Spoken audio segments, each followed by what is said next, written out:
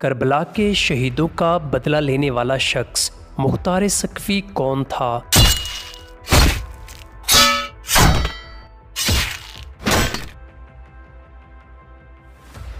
امام حسین سے اس کا کیا تعلق تھا اور اس نے یزیدوں کا کیوں قتل عام کیا تھا؟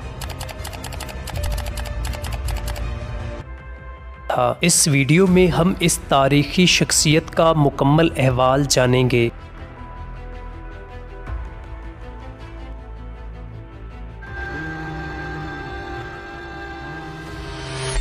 مختار بن ابی عبید سقفی ان چند حکمرانوں میں شامل ہے جنہوں نے بنو امیہ کے خلاف تلوار اٹھائی، اور یہ عبد المالک بن مروان کا زمانہ تھا کہ جب مختار سقفی کو کوفہ پر تسلط حاصل ہوا۔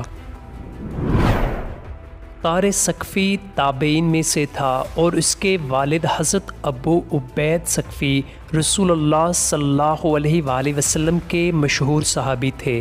مختار سقفی نے 66 ہجری کو حکومت وقت کے خلاف تلوار اٹھائی اور یہ قسم کھائی کہ اگر میں کسی بھی ایسے شخص کو قتل نہ کروں جو کربلا کے واقعہ میں ملوث تھا تو مجھ پر خدا کی لعنت ہو۔ جب نواسہ رسول سیدنا امام حسین نے حضرت مسلم بن عقیل کو کوفہ میں اپنا سفیر مقرر کیا تو مختار سقفی نے حضرت مسلم بن عقیل کی مہمان نوازی کی۔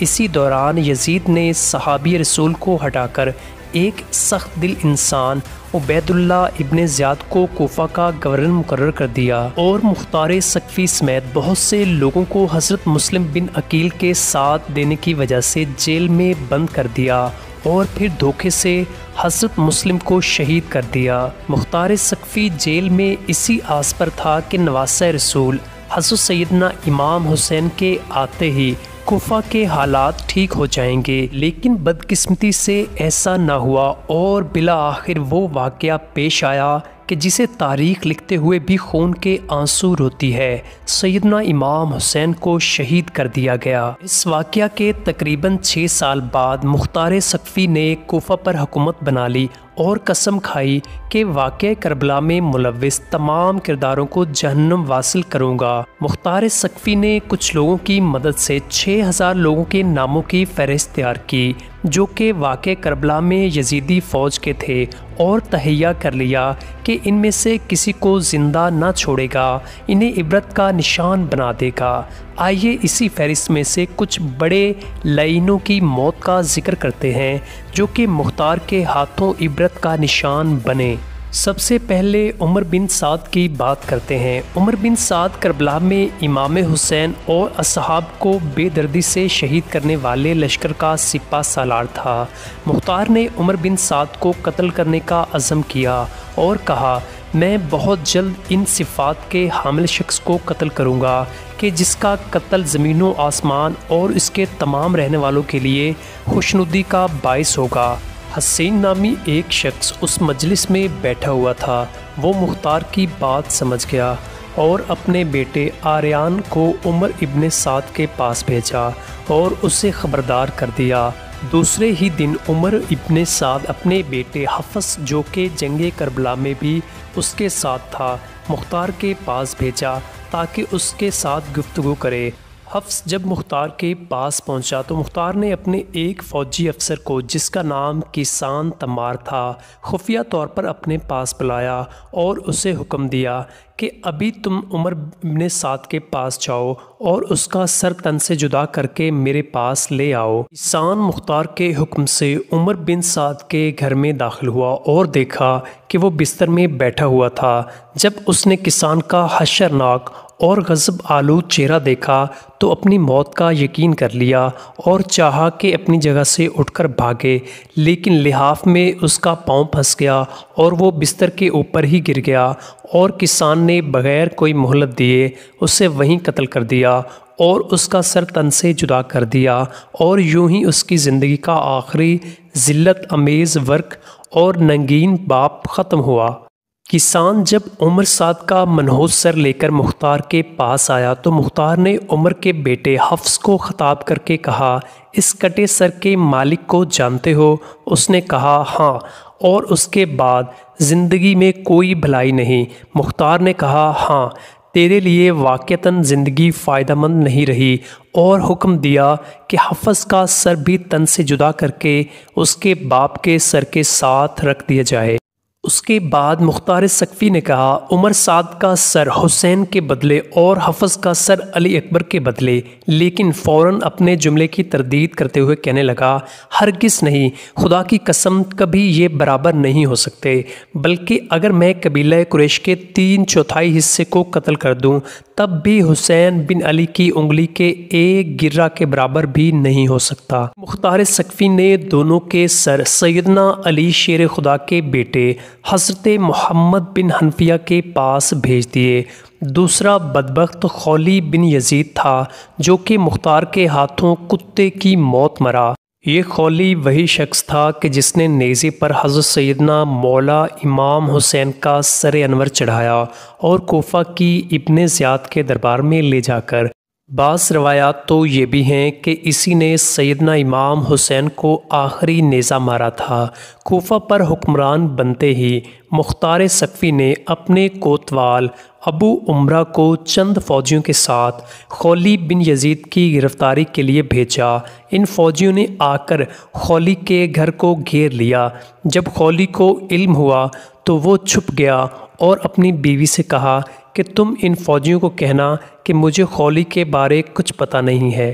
کوتوال نے اپنے فوجیوں کو کہا کہ خولی کے گھر کی تلاشی لو تاکہ پتہ چل سکے کہ خولی گھر میں ہے یا نہیں۔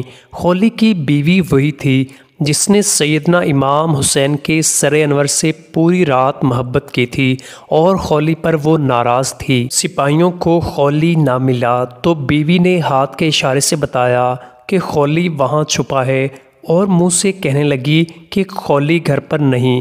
خولی سر پر ایک ٹوکرا لیے چھپا ہوا تھا۔ سپاہی اس کو گرفتار کر کے لے کے آ رہے تھے کہ راستے میں ہی مختار ثقفی مل گیا اور وہاں ہی مختار نے خولی کے گھر والوں کو بلا کر سب کے سامنے اس کا سر کو جدا کر دیا، پھر اس کو آگ میں پھینک دیا جب تک کہ خولی کا جسم جل کر راکھ نہ ہو۔ تب تک مختار اپنی جگہ سے نہ ہلا تھا۔ پھر اپنے فوجیوں سے کہا کہ اس راکھ کو ہوا میں اڑا دو تاکہ اس بدبخت کی خاک کا بوجھ زمین سے کم ہو سکے۔ اب بات کرتے ہیں شمر کے انجام کی۔ ناظرین گرامی، واقعہ کربلا میں شمر کا کردار بہت نمایاں تھا۔ یہی وہ شخص تھا جو ابن زیاد کا 4000 لشکر لے کر کوفہ پہنچا اور خیموں کو آگ لگائی اور امام حسین کو شہید کیا۔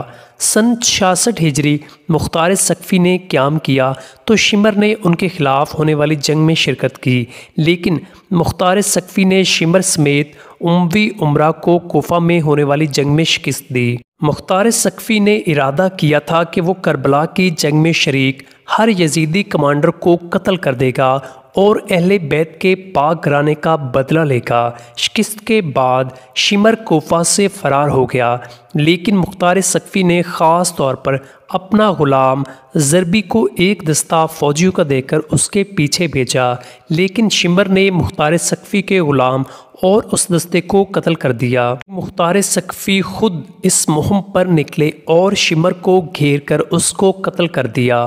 اس کا سر گردن سے اتار کر کالا کر کے نیزے پر لٹکا کر پورے کوفہ میں گھمایا گیا اور اس کے دھڑ کو پہلے کھولتے ہوئے تیل کی دیگ میں ڈالا گیا اور پھر کوفہ کے بازار میں جنگلی کتوں کے آگے ڈال دیا گیا اور پھر شمر کا سر محمد بن حنفیہ کے پاس مدینہ بھجوا دیا گیا۔ ناظرین گرامی، ابن زیاد کوفہ کا گورنر تھا جس نے حضرت مسلم بن عقیل کو شہید کیا اور امام حسین کے کربلا میں اپنی فوج بھیجی۔ اسی کے حکم پر پانی بند کیا گیا اور اسی کے خط کی روشنی میں کربلا کا واقعہ پذیر ہوا۔ مروان کی حکومت میں ہی سلیمان بن سرد خزائی نے توابین قائم کیا جو کہ کوفہ کے توبہ کرنے والوں پر مشتمل تھا جو نواسہ رسول حضرت امام حسین کی شہادت کا بدلہ لینا چاہتا تھا۔ مروان نے اپنے زیاد کو ہی توابین کے مقابلے کے لیے بھیجا۔ 65 قمری میں مروان کی موت واقع ہو گئی، لیکن ابن زیاد نے پیش قدمی جاری رکھی اور عین الوردہ کے مقام پر توابین کو شکست دے دی۔ اس کے بعد ابن زیاد جزیرہ کے شہروں کو تحت فرمان لانے میں مشغول ہو گیا۔ پھر اس نے مختار عاملین کے تابع موصل پر حملہ کیا۔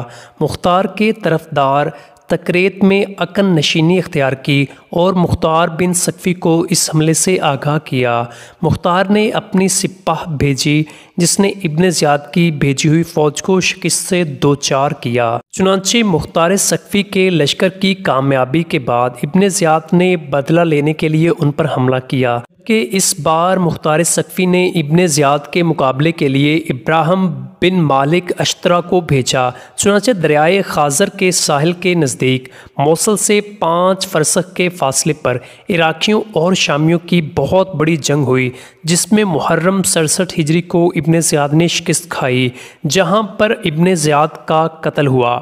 عبید اللہ ابن زیاد اور ان کے ساتھیوں کے سر تن سے جدا کر کے مختار ثقفی کے پاس بھیجے گئے، جن کو عبرت حاصل کرنے کے لیے ایک ایسی مسجد میں اور ایسی جگہ پر رکھا گیا جہاں سیدنا امام حسین کا سر اقدس رکھا گیا تھا۔